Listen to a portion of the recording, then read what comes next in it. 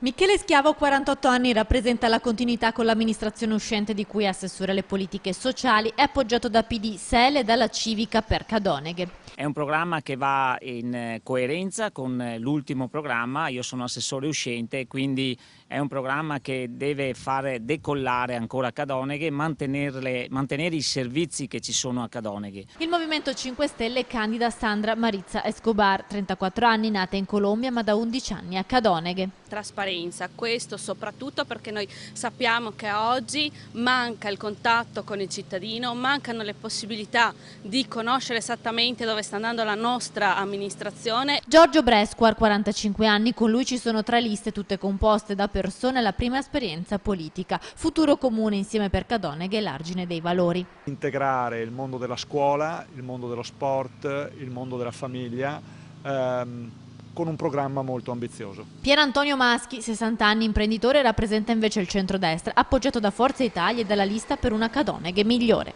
I nostri punti principali sono innanzitutto una revisione del bilancio e io ho già visto che è possibile sostanzialmente recuperare circa 150.000 euro l'anno.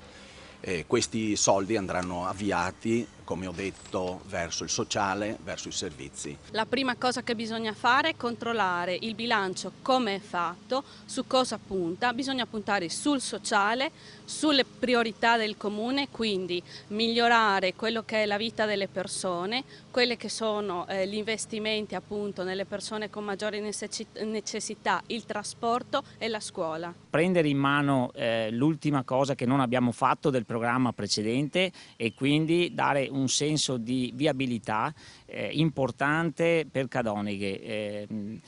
Escludere il traffico che passa per il centro di Cadoneghe all'ingresso della regionale 308. Fare un'attenta valutazione su quali saranno le risorse disponibili per il prossimo mandato, perché gli interventi più importanti da fare e più urgenti da fare riguardano sicuramente la viabilità e il trasporto pubblico. Il progetto principale a cui dobbiamo tutti tendere è la famiglia. Questo è il grande progetto, i problemi che le famiglie di Cadoneghe stanno patendo.